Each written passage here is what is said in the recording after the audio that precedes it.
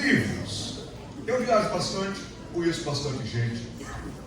Um dia eu estava andando na rua, vi um homem latindo, isso mesmo, au, au, au, au. Esperei ele terminar de latir, conversei um pouco com ele. Ele, olha, o melhor homem que latia no mundo era aquele. Latia tão bem. Nós conversamos pouco. Eu gosto de conversar com todo mundo, minha esposa sabe disso. Terminamos orando, mas em português mesmo, viu, gente? Aqui tem a história de um rapaz lá no Mato Grosso que pulou uma sucuri. Aqui tem a história de um bode que ia para a missa. Tem um bode mais religioso que muitas ovelhas, viu, gente? E assim eu vou reunindo histórias. Deixa eu contar uma história para vocês aqui, que é uma história bem interessante. Shang-Ti, Wang e eu. E lá fui eu de novo, agora retornando de Brasília, sentado na poltrona no meio, coisa que eu absolutamente detesto, pois fico espremido e também perco praticamente o direito aos encostos dos braços para os meus vizinhos de voo. Restaurante de viagem assim o tempo todo, não é? Pedi para mudar o assento e não tinha mais umzinho sequer. Fazer o que, né? Voo lotado. Ao meu lado esquerdo, no corredor, uma gaúcha, Dona Suzana, com quem desenvolvi uma boa conversa enquanto o avião atrasava no sol. Falávamos sobre Carlos Heitor Coni, o autor que ela estava lendo e que eu sempre admirei e sempre li. Depois começamos a falar sobre Deus e foi bem legal, porque antes de decolarmos, perguntei à Dona Suzana se poderíamos orar juntos e ela concordou. Orei por ela e por seus familiares, etc, etc. E o avião não decolava. Só estava esperando fechar a porta para pular para a janelinha, né? Mas antes de fechar a porta, apareceu um chinês baixinho vindo, apressado, esbaforido. Aí chegou o Wang, olhando para todo lado, para todo lado. Meu companheiro de viagem do lado da janela. Ele sorriu o sorriso dos chineses e nem esperou que eu me levantasse para que ele pudesse ter acesso ao seu lugar. Imaginem a cena, eu me levantando, tentando sair para o lugar, e ele, rápido como uma flecha, tentando entrar, sem entender a minha gentileza, para com ele, pronto. Resultado, nos esprememos em uma minúscula fresta entre as cadeiras apertadíssimas. E eu pensei, mas esse Xang Ling aqui nem percebeu que eu estava tentando facilitar a vida para ele? Ele sentou e sorriu o sorriso dos chineses para mim. Sorriso dos chineses, aquele risinho maroto, com os olhinhos mais fechados ainda, né? Tentei ser simpático com ele e quis puxar conversa em inglês, mas o chinês não sabia nem responder "What is your name?", coisa que eu aprendi na 5ª série, no colégio 7 de setembro em Caruaru, com a professora Maria do Socorro, a quem, para darmos um ar de inglesismo, costumava chamar pelo nome de professora Mary Help.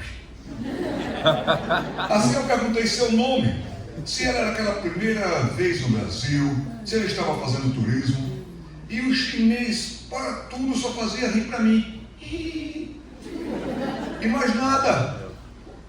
Eu me virei para a senhora gaúcha, que nos acompanhava a tentativa de conversação, e disse: mas como é possível esse chinês vir do outro lado do mundo sem falar uma só palavra em inglês? Mas ele falava chinês. E o jeito foi eu orar e pedir sabedoria ao Senhor. Por, entre aspas, santa coincidência, eu estava naquele exato momento com um livro em chinês-português na minha bolsa.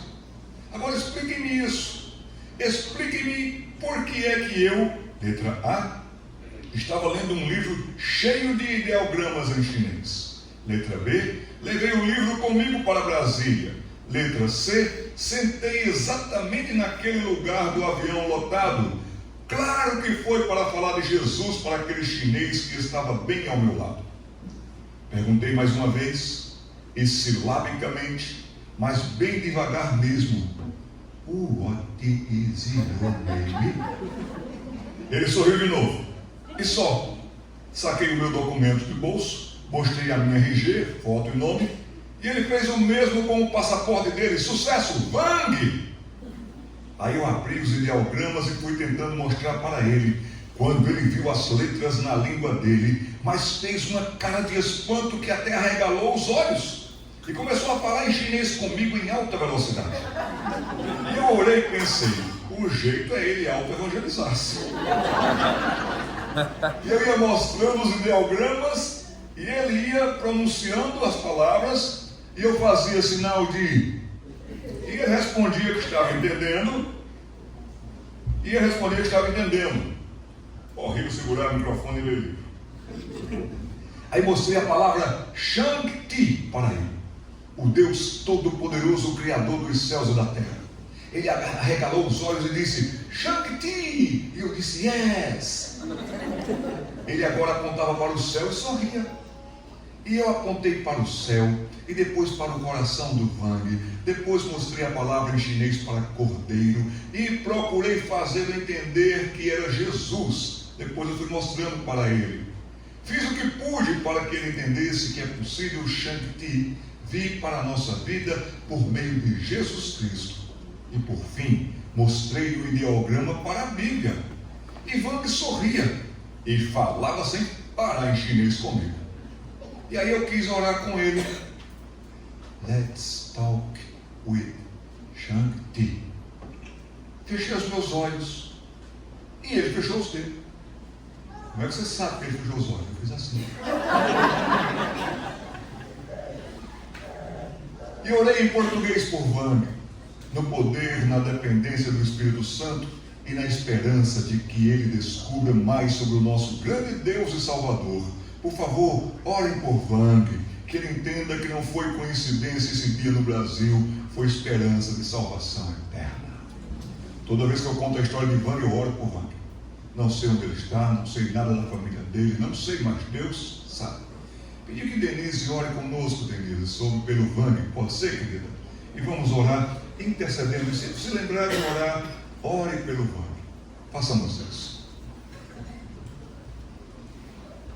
Pai querido, nós queremos te agradecer, exaltar o teu nome, porque reconhecemos que o Senhor é o nosso único e verdadeiro Deus. Te agradecemos pela tua graça nas nossas vidas. Te agradeço, Senhor, por esse rapaz, esse chinês.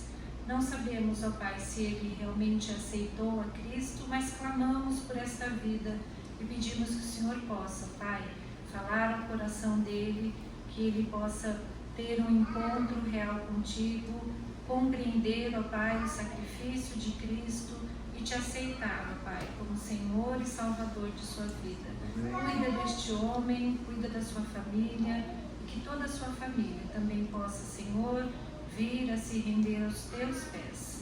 Nós cremos no teu poder e sabemos que assim o Senhor pode fazer, e assim nós esperamos e confiamos em Ti. Em nome de Jesus, amém. Muito obrigado. Monteiro Lobato dizia que quem não lê, mal ouve, mal fala e mal vê. Então é bom você ler. Agradeço essa oportunidade aqui que a Igreja Batista de Vila Mariana nos dá, para também apresentarmos alguns livros que são bons. Se seus filhos aprenderem a ler, menos tempo na internet, celular, e vão crescendo cada vez mais. Esse livro muito me marcou, muito me emocionou. Filho do Hamas. Esse rapaz é filho do fundador do Hamas, e um dos fundadores do Hamas. Naquele tempo dos homens bomba, mulheres bomba. E naquele ódio todo, esse rapaz escuta de Jesus Cristo e se converte. E sabe que você nunca mais ouviu falar durante um bom tempo sobre homens bombas e mulheres bombas, porque tem a intervenção desse rapaz. Um relato impressionante sobre terrorismo, traição, intrigas e políticas, e também escolhas impensáveis. A vida de Mossad Hassan Youssef. Livro maravilhoso. Esse livro eu comecei a ler sentado, terminei lendo de joelhos. De tanto que John Stott apresentou tão bem o incomparável Cristo. Dá tempo de você aproveitar a leitura desse livro até o Natal. E você vai crescer bastante no conhecimento de Cristo e reforçar ainda mais a sua fé e o seu conhecimento nele. Do mesmo autor, recomendo aqui o Cristianismo Básico. Analise o seu cristianismo. Veja porque o seu cristianismo muitas vezes pode não estar fazendo impacto na vida de outros. Dr. John Stott mostra a bênção, o privilégio de você conhecer o Cristo da Bíblia e viver o cristianismo bíblico. Excelente material.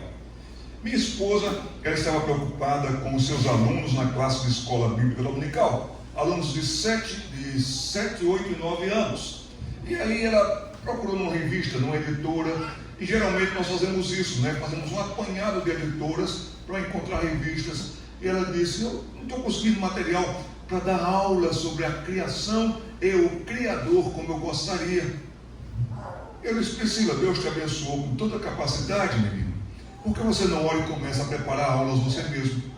E ela foi preparando aulas, e veio esse livro aqui, Estudando Gênesis 1 e 2 com as crianças. Aqui você vai ter 23 lições com Gênesis capítulo 1 e 2. Sem pressa, sem correria. Aqui ela aborda sobre a questão da água salgada, as nuvens. Ela trabalha com a linda complexidade do Criador na criação, para que a sua criança já perceba que nunca poderia ter sido por acaso.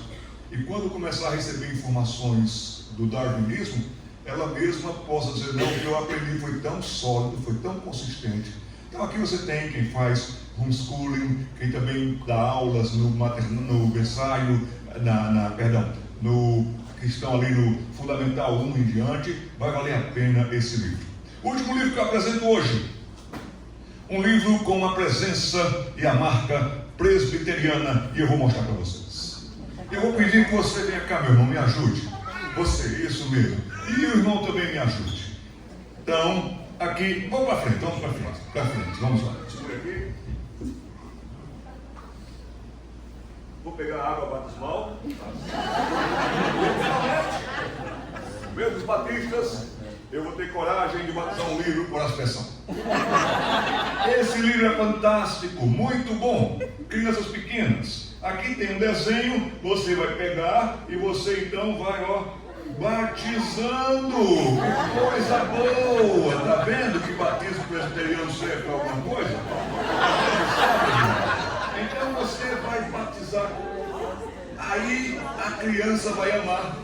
E aqui também tem umas janelinhas de interação que você vai poder fazer com o seu bebê. Olha, onde está a ovelhinha? Está aqui. Olha também que bom que Deus criou as ovelhinhas. Você vai poder fazer muitas interações com os seus meninos e meninas. Está comprovado pela NASA que esse livro também acalma a sogra. Quando sua sogra chegar brava: sogra, vai pintar. Vamos ver aqui o irmão pintando a segunda etapa. Vamos ver aqui. Você agora, meu irmão, pinte. Agora você é devagar, que você é pintor, não é pedreiro. Isso. Olha só. É bom ou não é?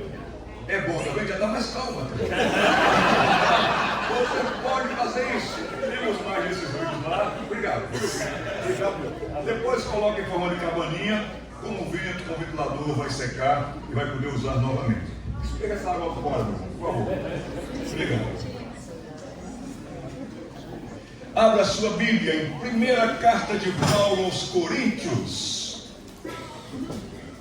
Primeira carta de Paulo aos Coríntios, capítulo 6, versículo 12.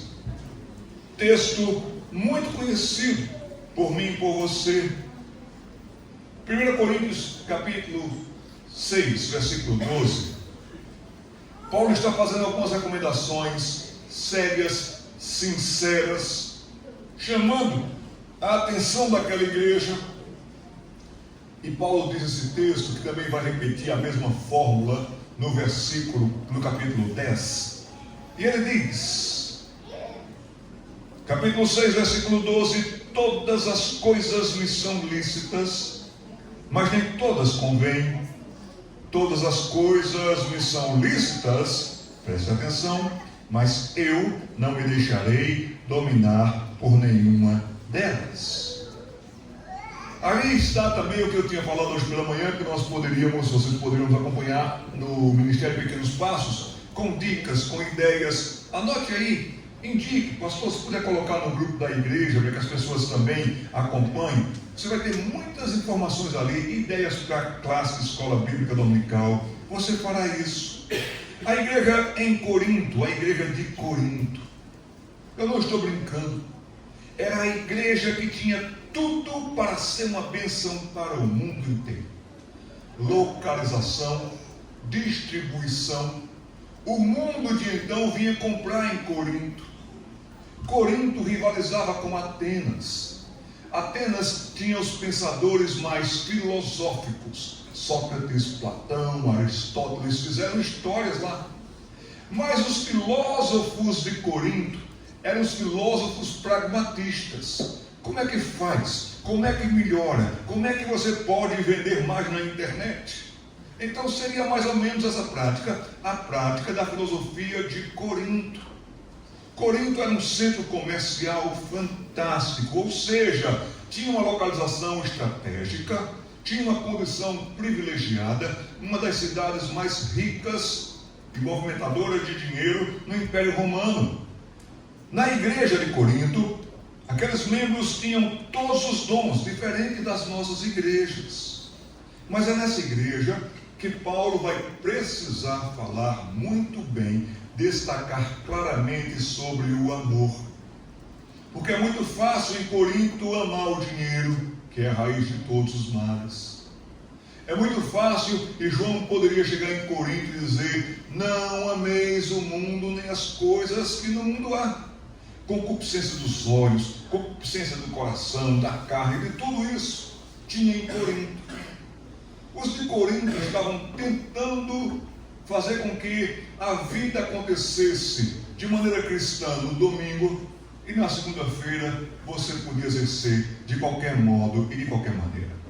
Feita essa introdução, gostaria de compartilhar com vocês nesta noite sobre quanto e como a tecnologia, isso que você tem aí na sua mão, moças que lidam com o celular, rapazes que lidam com o celular, você que não larga o celular mais para nada, quanto e como a tecnologia e as redes sociais podem afetar a minha vida por fé.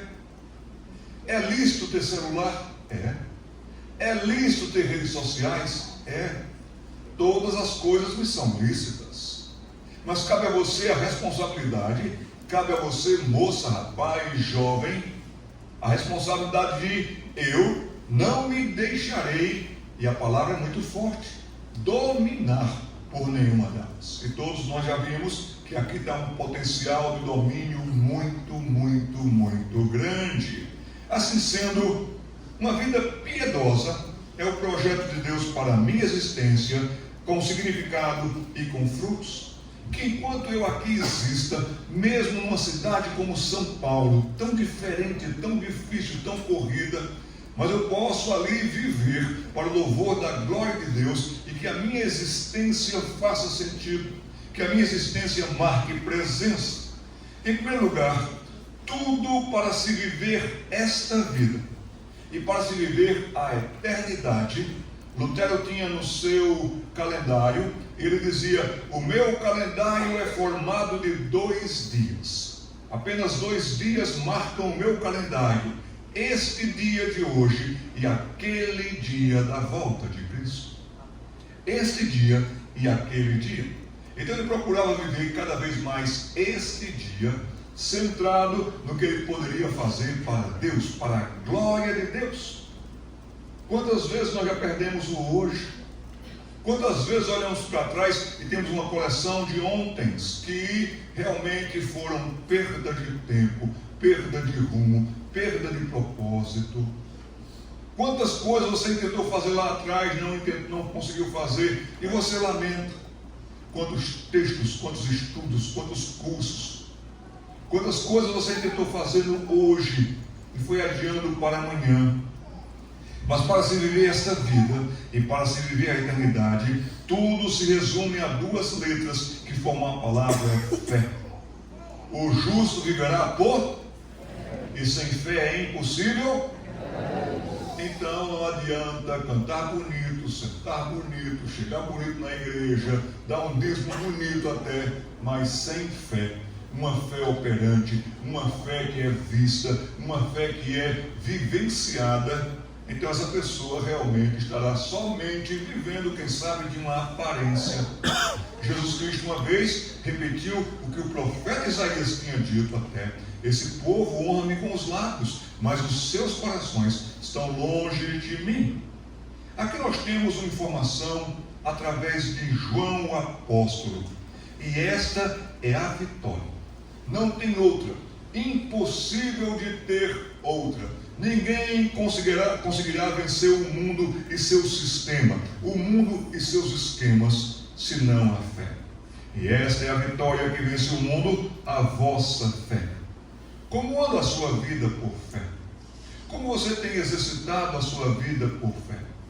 Quando os pastores dizem ler a Bíblia e fazer oração, e a gente cantava isso tanto, e canta isso tanto com as crianças, se quiser crescer, a gente não está brincando não, gente.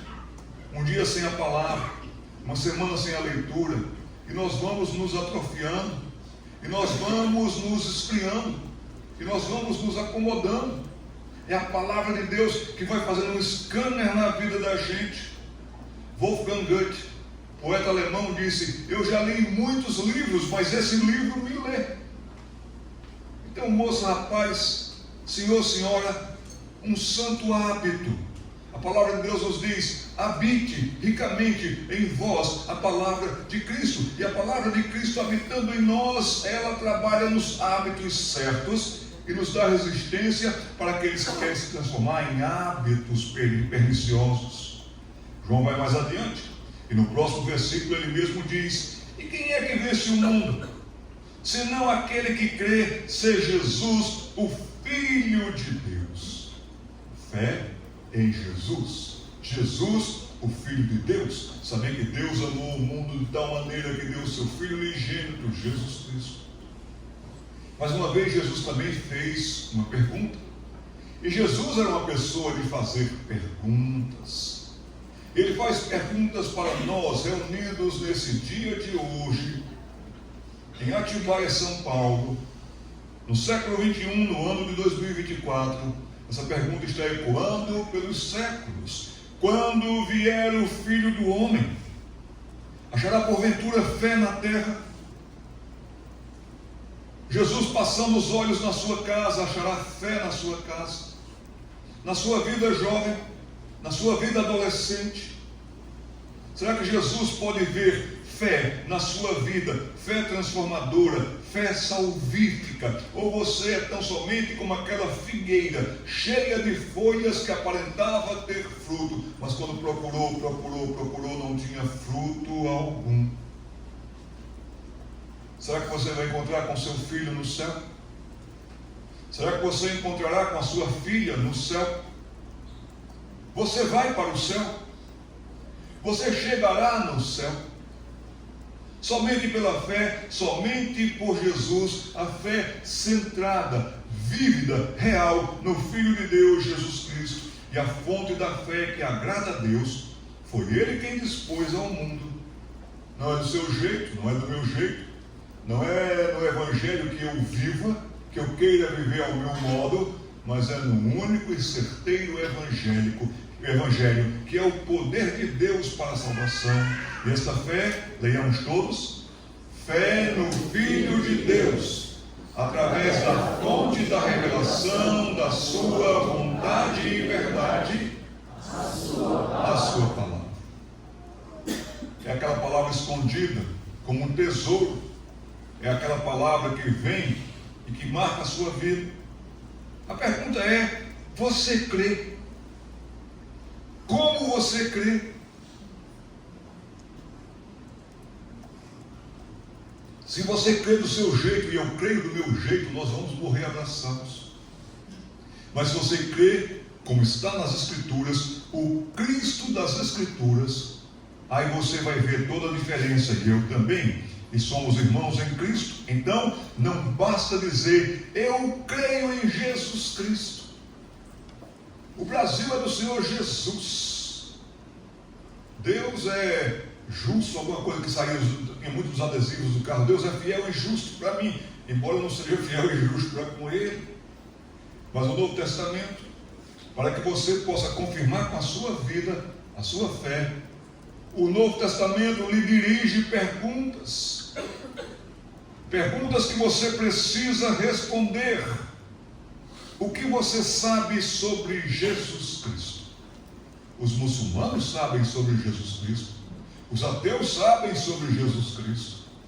Mas o que você sabe sobre Jesus Cristo?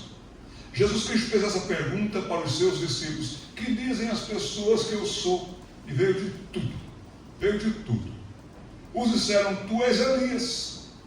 Os outros disseram: tu és João Batista revivido. Dizia-se e cria-se uma corrente lá que quando um homem santo morria, a alma dele migrava, transmigrava para alguém. Então transmigrou para Jesus. Chegavam a crer que Jesus era a transmigração da alma de João Batista. E Jesus perguntou: e vocês, que dizem que eu sou? E Pedro disse: tu és o Cristo, o Filho do Deus vivo. E as implicações todas que estão envolvidas nessa declaração: será que para você Jesus é apenas um homem bom? Será que para você Jesus é apenas Deus distante e você pratica o deísmo? Será que ele realmente veio em carne ou não? O Verbo se fez carne e habitou entre nós. E o que ele fez quando habitou entre nós? Você sabe dizer qual o significado da sua morte? A fé bíblica, ela é para ser entendida. Não é para ser só agasalhada porque papai era crente, mamãe era crente, então eu sou crente. A pessoa que me levou a Cristo, Jorge Tais, numa noite de Páscoa de 1978, lá no acampamento Palavra da Vida do Recife, eu estava sentado lá atrás com muita raiva, com ódio, eu odiava tudo aquilo. Eu desconfio muito de quem senta lá atrás. Eu estava com tanta raiva, mas Jorge Tais, ele foi falando, eu não queria ouvir, mas fui ouvindo. Eu não queria crer, mas fui crendo. E aí um momento Jorge Tais falou assim: porque é filho de crente. Eu. Muitas vezes cretino é. Eu. A fé bíblica é para ser entendida, para poder ser melhor vivida e vista. E essa fé tem 5 elementos centrais e fundamentais. Tome nota disso. Você tem essa fé. Essa é a marca da sua fé. Característica da sua fé, em primeiro lugar, é uma fé de reconhecimento. Eu me reconheci perdido naquela noite.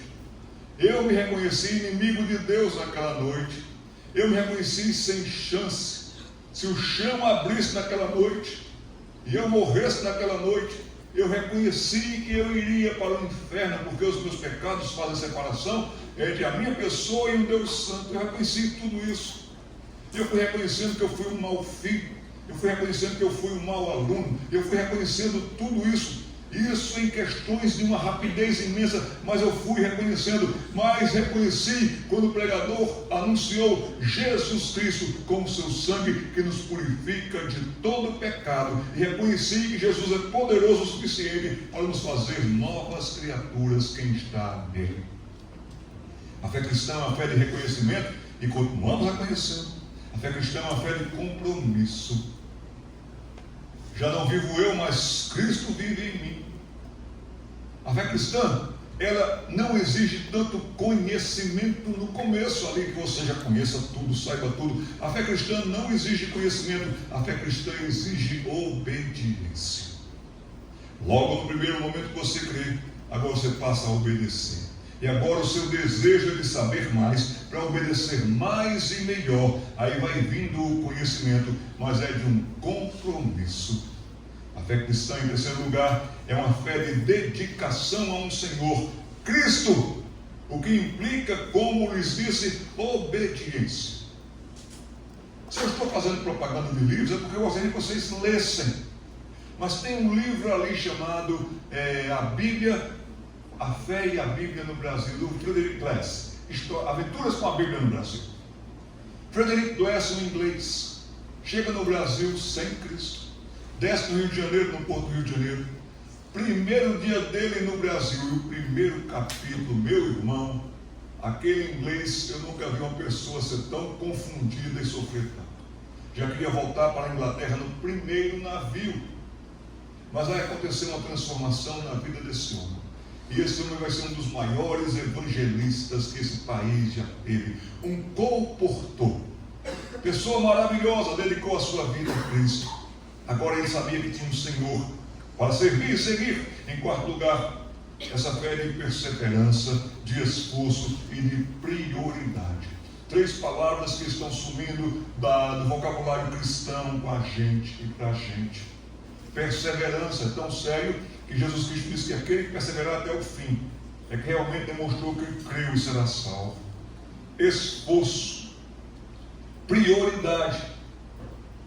Todo o versículo na Bíblia, Mateus 6,33, nos diz: buscai, pois, em primeiro lugar, o reino de Deus e a sua, e as demais coisas nos serão acrescentadas. Prioridade.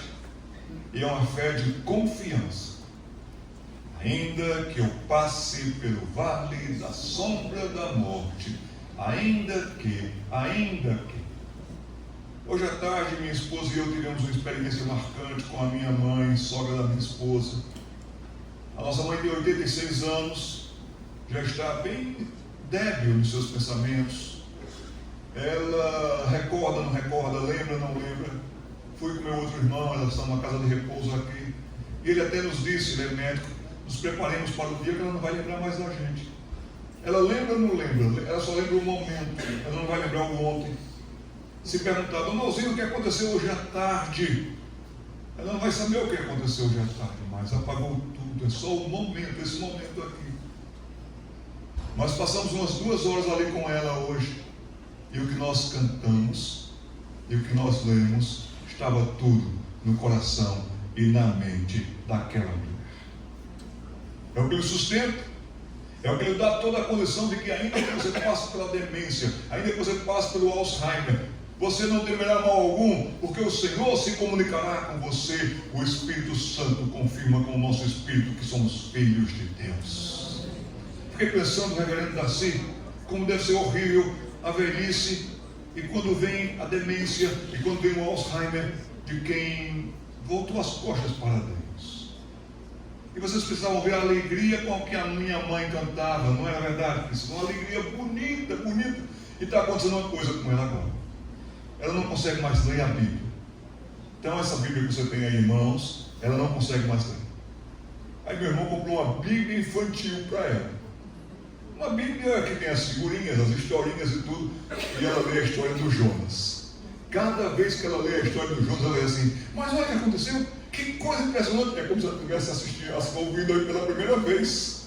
E foi emocionante hoje ver a nossa mãe falando: Jonas não queria ir, mas aí Deus, e ela lendo como se fosse a primeira vez na vida dela que ela estava ouvindo a história, mas afirmando: Deus, Deus, Deus. Assim sendo, tudo isso, reconhecimento, compromisso, dedicação, perseverança, prioridade, confiança, tudo isso com entendimento. Eu tenho que entender como é que eu vivo por fé. Vimos a igreja de Corinto, a que tinha tudo para ser uma bênção para o mundo, mas não foi. E todas as vezes que você escutar uma mensagem em Corinto, você vai ver muito mais que é tratando de coisas indevidas, erradas, correções, do que incentivos como temos na carta aos Romanos, Filipenses. A igreja de Colossos, eu diria para vocês que era uma igreja que não tinha tudo para ser uma bênção para o mundo inteiro. É bem provável que seja a menor igreja, a mais pobre do Novo Testamento todo. Colossos já fora grande, mas numa região de terremotos, sofreram com alguns terremotos. Por estar localizada entre montanhas, o Império Romano fez estradas por aqui e por aqui. As caravanas se desviaram de Colossos. Colossos era aquela cidade que só tinha ou idosos ou crianças que esperavam crescer para poder ir embora para estudar ou trabalhar em outra cidade. A igreja de Colossos era uma cidade pequena que não crescia. Tinha uma localização deslocada e afastada, uma condição bem limitada a tempos, uma membresia pequena. Uma igreja que começou tão bem, em capítulo 1 você vai se apaixonar pela igreja de Colossos, mas uma igreja que começou a dar ouvidos a vãs sutilezas. filosofias do mundo, foi se confundindo com o legalismo, foi se confundindo. E se Paulo enfatizou bastante sobre o amor, que esfriava fácil, que se voltava para outras coisas fácil em Corinto, aqui em Colossos, Paulo vai falar sobre conhecimento. Sabe o que está acontecendo com o povo evangélico brasileiro hoje? Falta de conhecimento. Sabe que nós somos a geração mais analfabeta de Bíblia da história hoje? Sabe que as pessoas não conseguem recitar 5 versículos bíblicos que sejam? Quando eu era criança, na escola bíblica dominical, nós tínhamos que decorar 500 versículos. E como ajuda a decorar versículos, quem aqui sabe de versículos de cor sabe disso muito bem. Áreas que vêm da fé. E quando a fé está em você, o amor melhora, a bondade melhora, a mansidão melhora. Quando você tem a fé, tudo isso melhora. Essas áreas brotam como fontes vivas, lindas, e você vai melhorando com ela. Que os artifícios da tecnologia poderão enfraquecer e até embrutecer. John Piper disse que diante do Deus Todo-Poderoso nós não vamos ter desculpas de dizer que nós não tínhamos tempo para orar, porque Deus sabe que você tem o WhatsApp. Repito, 7 anos perdidos da nossa vida olhando telas, improdutivos, perdidos mesmo. Quando alguém vai ao médico e o diagnóstico é de crise de saúde, é de doença irreversível, é de câncer. E quando aquela pessoa está diante do médico, o médico olha os exames e a pergunta é: doutor, quanto eu tenho de vida? Quanto tempo eu tenho de vida? Você nunca vai ouvir 7 anos. Você nunca vai ouvir 12 anos. Por que você vai perder tanto tempo? Você vai ter meses de vida. Ontem em Belo Horizonte, passei a semana dando aulas num seminário lá, e vi um seminarista com a esposa e um filhinho, Silas, que tem uma doença tão rara, mas tão rara. Ele está numa cadeira de rodas, ele não fala, ele faz alguns movimentos, mas ele entende quando a gente fala com ele. O entendimento dele é muito bom. Ele consegue realmente tocar ganzá, uma bolinha que faz barulho, ele toca aquilo ali. Mas ele está entre as 123 pessoas no mundo que tem aquela enfermidade. E ele está com 11 anos, chegando aos 11 anos. A expectativa de vida dele era até os 10 anos de idade. Os pais já estão esperando a qualquer momento, o organismo dele não resiste. Meus irmãos, minhas irmãs, a vida é tão frágil. Não temos tempo a perder. Jovens estão passando 6 a 8 horas por dia diante das telas, diante dos games. Estão ficando amarelos, anêmicos, chatos. Estão deixando de se alegrar, de vibrar, de aproveitar da vida, de sonhar, de imaginar. Então, quais são as coisas que a tecnologia poderá até nos embrutecer? Em primeiro lugar, vai afetar o nosso contentamento. Nós olhamos para as telas. Eu estou com raiva do meu computador porque ele está a ponto de me deixar na mão. Não sei como apareceram propagandas de computadores para mim. Esse aqui resolve seu problema. Esse aqui prepara sermões sozinho. Esse aqui, gente, cada computador impressionante. Meus queridos, nós fomos felizes, a palavra é essa, com bem menos. Eu sou de um tempo, me pego falando assim já, em que nós só ganhávamos presentes 2 vezes por ano, no seu aniversário e no... Também nasceu na sua casa. Pior é quem fazia aniversário. Aniversário e Natal. Se você tivesse nascido no Natal, problema seu, só ganhava um. Mas ninguém aqui brincou melhor. Ninguém aqui aproveitou mais. Você podia guardar os seus brinquedos numa caixa de sapato, mas aqueles brinquedos lhe acompanharam a vida toda. Quem assistiu Toy Story 1, 2, 3, se identificou, chorou, se alegrou, porque não tinha coisa melhor do que brincar com os brinquedos da sua infância. Senhoras que foram meninas, se alguém tivesse registrado as brincadeiras de vocês em casinha, teria dado cada livro legal. E você que jogava bola de gude, e vocês que jogavam peteca, que brincavam na rua, fomos felizes, contentes. Olhem para o seu guarda-roupa agora, de menino e de menina. Tinha 3 mudas de roupa, uma usando ou lavando e outra para a igreja domingo. Olhem para os seus pés. Você estava calçado com que chute? Eu não sei por que chute tinha 1 metro de cardaço que dava para a gente rolar na canela. Que chute foi o sapato, o tênis mais inteligente do Brasil. Passava de ano, passava de ano, passava de ano. Todo ano passava de ano. Passava para o irmão mais novo. Mas o que era que chute? Uma combinação de 3 coisas: lona, borracha e chulé. Quem aqui usou que chute? Mas, meus queridos, hoje parece que chute ainda é feito só exportado para a Bolívia. Compre um quichute para seu filho, para sua filha, para ir para a escola, para você ver que chute você vai levar na canela. Nós tínhamos tão pouco, mas nós éramos tão felizes. Contentamento, ou seja, hoje quanto mais compramos, menos satisfeitos ficamos. Quanto mais temos, mais reclamamos. Quanto mais se joga videogame, mais descontrolado vai se ficando. Estudos mostram que acompanhar mídias sociais nos deixam com frequência deprimidos. O contentamento está sendo afetado e nós devemos viver por fé e contentes. Paulo mesmo disse: aprendi a viver contente em toda e qualquer circunstância. Por quê? Porque o contentamento é um aprendizado. Filipenses capítulo 4, versículo 11. Porque só no Senhor encontraremos alegria completa. Jesus Cristo disse em João capítulo 15, versículo 11: permaneçam em mim e a alegria de vocês vai ser completa. Perdemos a intimidade, vamos perdendo a intimidade com o Senhor, com o cônjuge. Tive que aconselhar casais, entre eles um casal que eu nunca esqueço, que só falava dentro de casa por WhatsApp.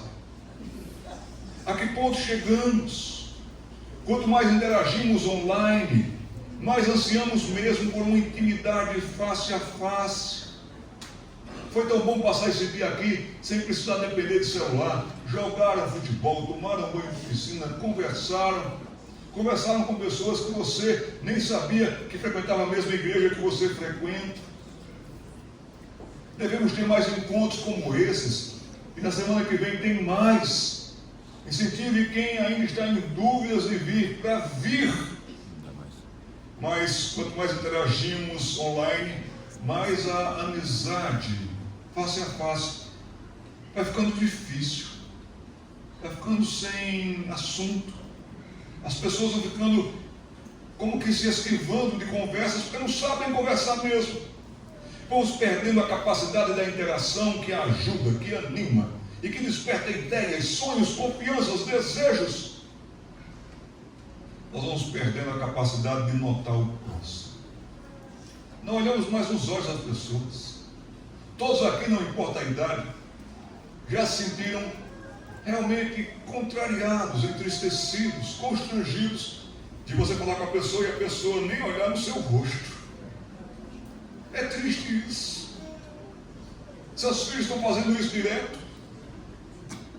Quem sabe você está fazendo isso direto.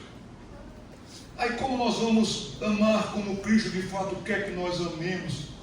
Nisso sereis conhecidos como meus discípulos, se tiverdes amor uns para com os outros. E a palavra de Deus nos diz que o amor de Deus é derramado em nossos corações para extravasar. Para que a gente seja bondoso no metrô, não importa com quem. Para que a gente seja bondoso com as pessoas, não importa quem. Hoje as pessoas não respondem mais bom dia. Se você falar bom dia para alguém, a pessoa se assusta. Que parte de Marte é essa pessoa? Nós podemos amar, meus irmãos. Nós podemos ser gente, porque o Evangelho nos torna gente. O Evangelho nos humaniza. E o verdadeiro amor lança fora o medo. O medo de você procurar saber mais quem é o seu vizinho de porta. Mudou para o nosso apartamento lá em São José dos Campos, quando ali nós residíamos, uma família de Portugal. E uma menina pequenininha de português, que uns 6 anos, aquela garotinha, 5 para 6 anos. Lindo a menina falando português. Pai, por que não sei o que? Aquele português que a gente entende. Mas toda vez que a gente tentava falar com eles, puxar conversa, chamar quem sabe para tomar um café, um chá, eles ficavam muito assim, arredios. E quando foi um dia, peguei um livrinho de contos para crianças, colocamos um pacotinho bonito, deixamos bem na porta deles. Vimos quando eles saíram, quando eles voltaram, estava lá aquele pacotinho. E a gente tinha deixado um bilhete para eles. A partir daquele dia foi tão mais fácil podermos nos comunicar com eles. A palavra de Deus nos diz que há amigos mais chegados que irmãos. Então nós vamos perdendo a intimidade, vamos ficando mais gelados, vamos ficando mais frios e nos acostumando com isso. Em terceiro lugar, vamos perdendo a autenticidade. Vamos vivendo mais de aparência, investindo na aparência. A autenticidade que quanto mais filtrada vai ficando, quanto mais filtrada a nossa vida se torna, mais difícil será para nós sermos genuínos e transparentes, autênticos. Você bate 200 selfies para aproveitar 5. Não tem jeito, você é feio mesmo, não tem jeito. Mas queremos mostrar aquilo que nós imaginamos que nós queríamos ser. Vamos perdendo a compaixão, gente. A tecnologia está sugando a compaixão das pessoas. Caiu, que pena. E as pessoas não sentem mais. Qual foi a última visita que você fez para alguém que estava enfermo? Qual foi o último estágio que você esteve, o último local que você esteve no hospital, por exemplo, que fosse numa ala de crianças, numa ala de idosos, que você conversou com as pessoas, numa situação tão sensível? É uma oportunidade para você orar com as pessoas também. Posso orar por você? Posso orar por você? Não sei nem quem é aquela pessoa, mas nós não estamos mais tendo compaixão. Quanto mais nós somos expostos à dor nessa era tecnológica, mais difícil nos importarmos. Tornamos-nos insensíveis ao sofrimento das pessoas à nossa volta e ao redor do mundo. Nós vamos ficando indiferentes. Ouvimos e vemos na televisão as notícias lá na Ucrânia, gente sofrendo, e nós só olhamos aquilo como notícia. Atacaram Israel e nós ficamos mais interessados no que vai acontecer no desdobramento, mas crianças foram queimadas em micro-ondas, pessoas foram mortas, assassinadas a golpes terríveis. A nossa integridade também vai sendo sugada nesta era tecnológica. Será que você não está com a sua integridade já afetada por causa desse aparelho? Sabemos os benefícios desse. Não estou contrário, não sou contra. Mas ou você domina, ou você é dominado. Ou você se controla, ou você é controlado. Porque aqui você pode falar com seu filho, sua filha que mora no outro país. Aqui você pode falar com a sua família que está em viagens. Mas aqui você pode acabar com a honra de alguém. Aqui você pode matar uma pessoa. Aqui você pode ver coisas que mancharão para sempre a sua integridade. Nós somos tentados sem parar a ver coisas que profanam a pureza desejada de Deus para nós. Somos tentados a mentir sobre nós. Vemos tantas coisas hoje, ouvimos tantas coisas hoje, que nós não sabemos mais o que é verdade. Não aguento mais ver essa palavra fake news. O encorajamento, já nos apoiamos mais. já oramos mais, já participamos muito mais das reuniões de oração na igreja, mas tem igreja que nem oração tem mais. Meus irmãos, nunca vou esquecer do dia em que, participando de um congresso de esportes na Coreia do Sul, aquele momento e tempo de avivamentos na Coreia do Sul, que a gente ficava ouvindo e ficava impressionado e maravilhados. Eu estava lá e numa noite, o nosso hotel ficava bem mais afastado.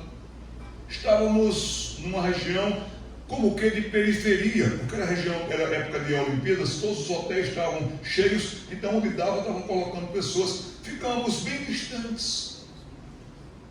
E fomos numa quarta-feira à noite, a minha pessoa e mais uns 4 colegas, nós fomos num culto de oração, ficamos sabendo que ia ter uma reunião de oração, e nós fomos, e para nossa alegria, eu nunca esqueci disso, numa igreja de periferia em Seul, participei de um culto de oração com 6.000 pessoas orando.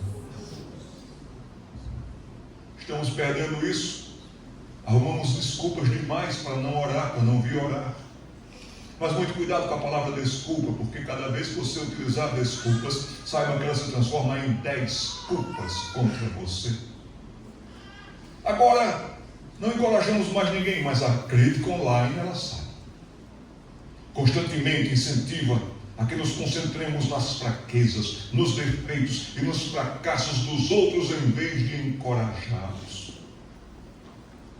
Está vindo a geração de rapazes e moças que não sabem ter compaixão, solidariedade, apoio, incentivo. Eu não sei dos adolescentes da igreja de vocês, mas quando foi a última vez que um adolescente com iniciativa própria disse para o outro: vamos orar? Vamos orar, eu vou orar por você, você ora por mim. Quando foi também que você viu reunião de oração na igreja antes do culto começar? A não ser que o pastor diga: vamos tomar aqui um tempinho de oração, vamos investir um tempinho de oração. Mas a gente chega, cada um fica no seu canto e fica ali mexendo no celular. Valeria a pena, meus irmãos, tomar aqui, vamos aproveitar esse tempo, vamos orar ao Senhor, vamos orar. Se tem algum pedido, se tem algum motivo, vamos orar aqui.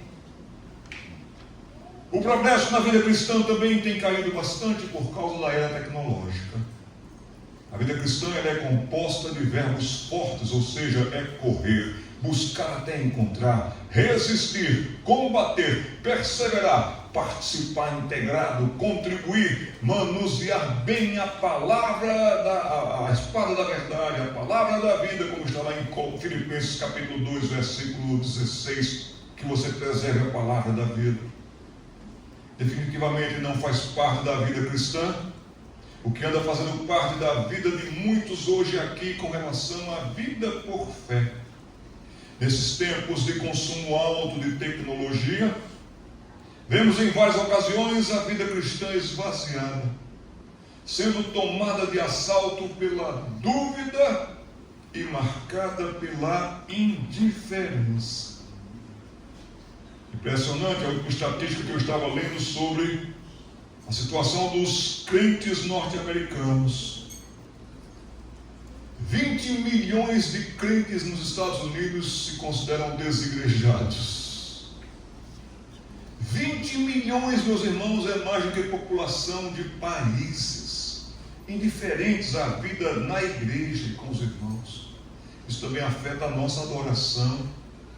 Deus quer ser o primeiro em nossas vidas. Deixou bem claro isso em Deuteronômio capítulo 6. Amar o Senhor de todo o coração, de toda a força, de todo o entendimento. Nós sabemos como é toda a programação de Deuteronômio 6 que Jesus Cristo incentivou.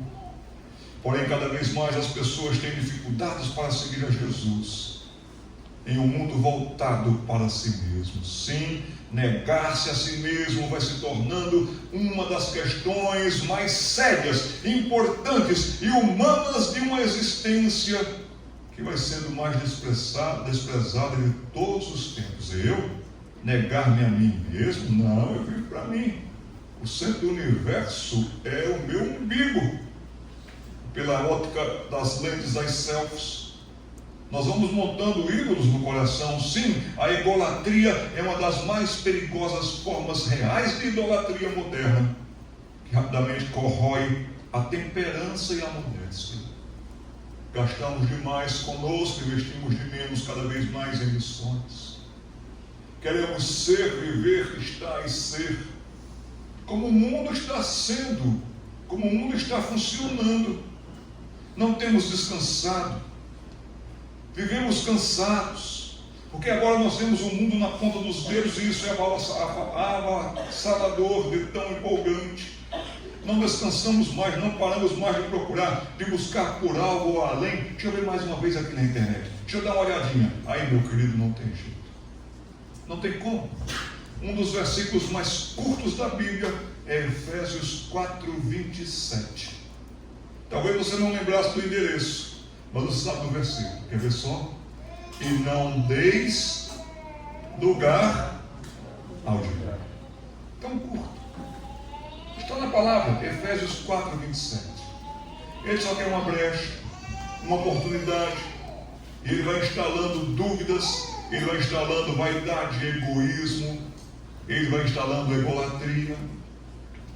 Aí o inimigo das nossas almas, que nos conhece e nos estuda sempre, dará um jeito de nos fazer buscar ansiosamente por coisas que só nos roubam a paz e o repouso, tirando de nós o descanso que o corpo, a mente e a alma necessitam.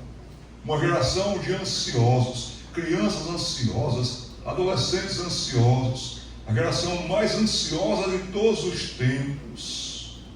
Lucas 4:13 diz que apartou-se de Jesus o diabo, passadas que foram todas as tentações, até o momento oportuno para o diabo. O diabo sempre encontrará uma brecha. Marcos capítulo 6, versículos 30 e 31, viu gente? Não 32, mas 31. Jesus viu os discípulos cansados, atarefadíssimos, tinham vindo daquela questão que Jesus tinha mandado de 2 a 2. Eles voltaram, e na sensibilidade linda de Jesus, Jesus disse: venham um pouco à parte, para um lugar reservado, porque os discípulos não tinham tempo nem de comer, visto serem tantos os que iam e vinham. É clássico o texto de Mateus 11:28. Vinde a mim, todos vós que estáis cansados e sobrecarregados, e eu vos aliviarei. Chegue em casa, saia e fuja do mundo tecnológico, coloque uma música bonita, coloque Mozart, coloque Bach, tome um bom banho, respire, tire o estresse de você, vá ler um bom livro, porque senão, meus irmãos, você vai perdendo todas as questões que são tão importantes, que são abençoadas com a fé. Aí a vida vai indo embora, e a vida vai passando. Não sou apenas eu que estou com a impressão de que 2024 passou rápido demais. Um dia desse era fevereiro, daqui a pouco era junho, hoje já estamos nos aproximando de meados de outubro. A vida passa rápido, os filhos crescem, as pessoas se mudam, as pessoas morrem, a vida passa muito rápido. Residíamos na Alemanha. Estava eu na cidade de Bonn, morávamos perto de Bonn, em Siegburg, para que eu tentasse aprender aquela língua, e com certeza no céu a gente não vai falar alemão, porque não vai ter choro nem ranger de dentes. Que língua difícil.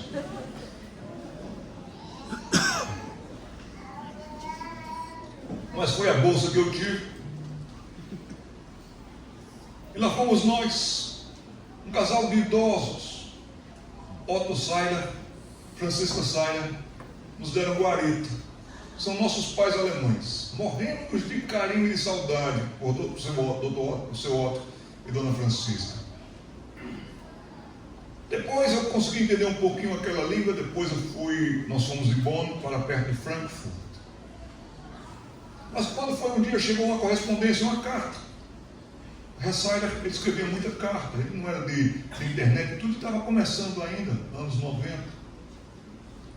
Já dei Priscila, voltamos do médico. Francisca estava com algumas dores, fomos ver, e quando fomos ver, já era tarde.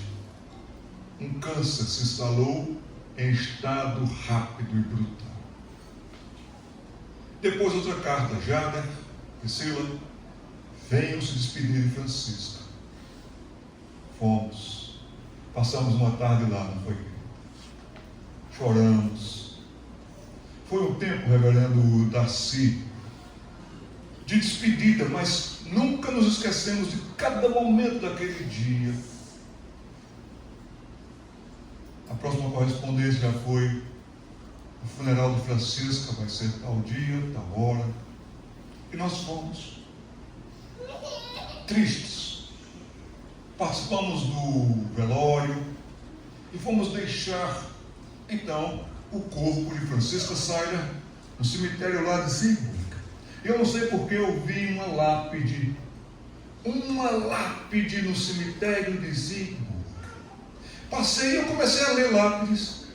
Ali tinha um cântico, ali tinha uma história da família, ali tinha retratos. E eu fui vendo, até que eu vi aquela lápide e eu não acreditei.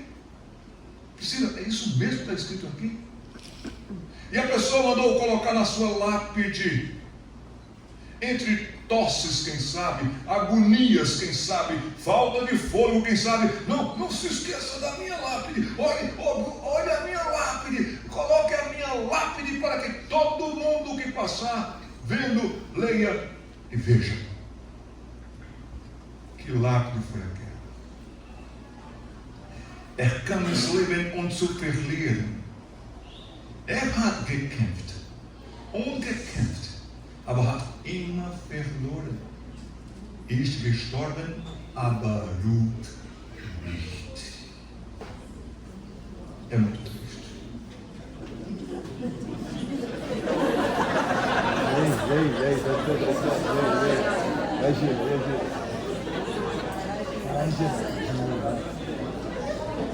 É tão triste que eu não vou nem traduzir.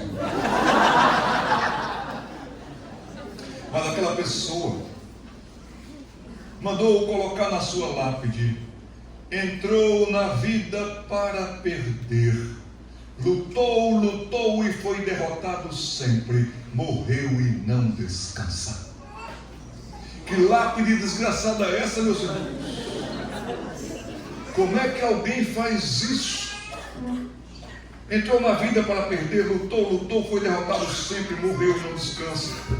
Eu tenho uma sugestão do lápide melhor para você, que vai aproveitar a vida, vai aproveitar o restante da sua vida, vai viver para a glória de Deus, e você vai dizer assim: quando chegar a minha hora, na minha lápide coloque: combati o bom combate, completei a carreira, em tudo que eu tentei fazer e procurei fazer, me dediquei ao Senhor, procurei fazer o melhor.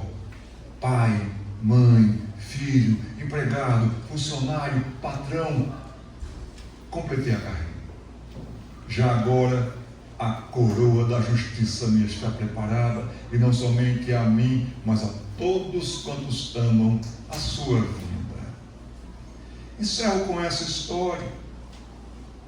Ali está a menina Mariana. Mariana tirou essa foto na porta de um castelo lá em Portugal. Mariana, estudante já formada em psicologia, professora de escola bíblica dominical para crianças. Mariana com seus pais, missionários da PEC em Goiás. Mariana que amava as crônicas de Nárnia. Ah, como ela amava ler Nárnia e vibrava com Aslan o leão. Mariana já não está mais entre nós. Mariana faleceu aos 28 anos de idade. Uma vez Mariana estava na Disney com a irmã e duas primas. Compraram um pacote e foram. E ali entre os brinquedos e participando de tudo aquilo, quando estavam na montanha russa, que a montanha russa desceu zoom e fez aquele movimento, um movimento brusco, ela sentiu uma dor no pescoço. Aquele dia todo foi de dor no pescoço, nas costas. Ligou para a mãe e disse: mãe, estou com a dor aqui. Levou aquele meu medicamento, filho? Aquele medicamento levou? Levei, mãe, toma que passa. Deu uma melhoradinha, mas não passou. Na volta para o Brasil, sempre aquela dor, incomodando. minha filha, vamos ao ortopedista. Foram. O ortopedista pediu exames foram feitos. E quando dá volta para analisar os exames, aquele médico estava pálido. Aquele médico disse: eu não sei como começar a dizer para vocês, mas Mariana, sua coluna está se desintegrando toda, está esfarelando. Mariana, você tem um câncer raríssimo e já estava em metástase. Dali, para Mariana passar por dores e sofrimentos e morrer, não foi muito tempo. Naquele dia eu abri o Facebook para ver algumas coisas e lá estava a informação: Mariana já não está mais entre nós.